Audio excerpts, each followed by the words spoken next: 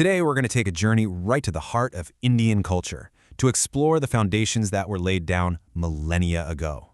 We're talking ancient texts, powerful philosophies, and living traditions that have shaped one of the world's most fascinating civilizations. Let's dive right in. And I think this is the perfect place to start. This piece of wisdom really frames what we're talking about today. At its core, the story of Indian culture is really a story about the search for knowledge, this unique kind of wealth that, amazingly, only grows the more you share it. Okay, so to help us wrap our heads around all of this, we're going to use this really powerful metaphor, a banyan tree. Just picture it. Deep, ancient roots that provide all the nourishment, a huge common trunk that represents all the shared ideas, and then countless branches spreading out in every direction. This idea of unity and diversity is going to be our guide. So, where do we begin? Well, let's start by digging way down to the oldest and deepest of those roots, the ancient Vedic traditions.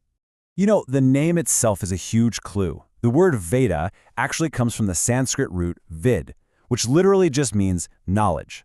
So when we're talking about the Vedas, we're talking about the foundational texts of India, some of the oldest in the entire world. 200. Now what is that number? That's the estimated number of generations that pass these texts down, just by word of mouth. Can you imagine that? For centuries, this massive library of knowledge was memorized and recited with perfect precision before a single word was written down. It's just an incredible feat of cultural memory.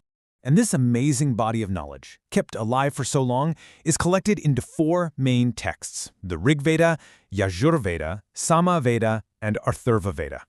And inside them, you've got thousands upon thousands of hymns, prayers, and philosophical poems, all composed by ancient sages known as rishis and rishikas.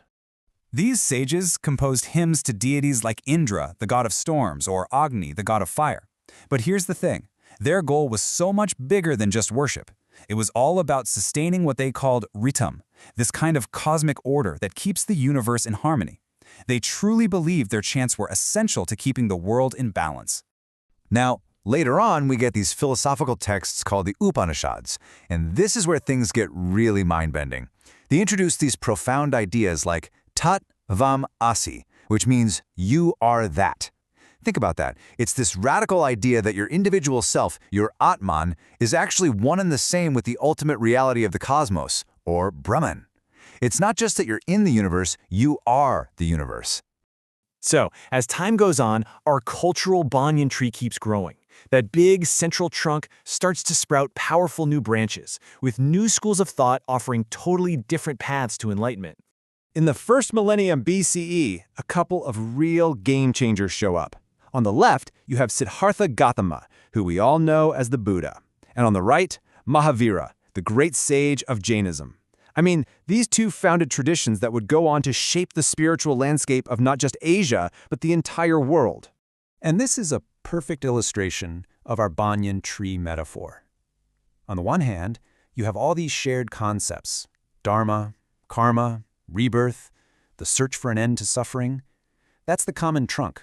But, and this is a big but, both Buddhism and Jainism decided to branch out. They charted their own course and said, we don't accept the authority of the Vedas.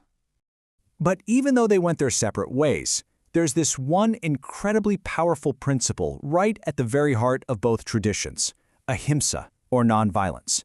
This deep commitment to avoiding harm to any and all living things became a central pillar for both of them. So, we've talked about the big texts and the huge philosophical movements, but that is not the whole story, not even close. To really get the full picture, we've got to look at another set of powerful roots, the absolutely vital contributions from folk and tribal traditions that are often overlooked. So, let me ask you a question. When you think about some of the most famous deities in Hinduism, where do you think their stories began? The answer might surprise you. It turns out many of them were originally tribal deities. A fantastic example is the deity Jagannath, who's worshipped by millions at the massive temple in Puri. Well, tradition holds that Jagannath actually started out as a tribal deity. It just shows you how deep and dynamic the interaction was between these cultures. And this quote right here, it just drives the point home. This cultural exchange was never a one-way street. It makes it clear that just as tribal traditions were influenced by Hinduism, Hinduism itself has been shaped and enriched by tribal religions throughout its entire history. And you know, a big reason this free-flowing exchange could even happen was because they already shared so much common ground. This idea that mountains are sacred, that rivers are sacred, that trees and animals have a life force, that there's a consciousness behind all of nature. These ideas were already deeply held across all of these different worldviews. All right, so let's step back and bring it all together, returning to our banyan tree to really see the big picture. Ultimately, what we see is that all of these traditions, Vedic, Buddhist, Jain, folk, and tribal, they aren't separate things. They are all the interconnected roots and branches of one single, magnificent cultural tree. Each one is fed by and also contributes to that common trunk, and that's what creates India's unique character of unity in diversity. I mean, just think about it. These roots have nourished a civilization for thousands of years. They've weathered every storm and adapted to every new season. So that leaves us with one final big question. After all this time, what new ideas, what new branches will they inspire next? A civilization lost to time, but forever etched in the sands of history.